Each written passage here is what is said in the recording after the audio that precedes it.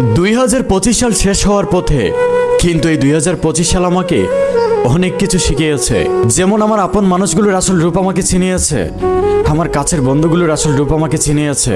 যাদেরকে আমি চোখ বন্ধ করে বিশ্বাস করতাম, আপন মানুষ ভাবতাম, এই 2025 সাল আমাকে বুঝিয়ে দিয়েছে তারা শুধু আপন সাজে, প্রকৃতপক্ষে তারা আমার আপন নয়।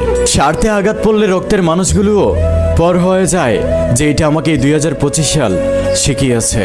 এই 2025 সাল আমাকে চিনিয়েছে কে আপন আর কে পর, কে স্বার্থের জন্য ভালোবাসে আর কে স্বার্থ ছাড়া ভালোবাসে।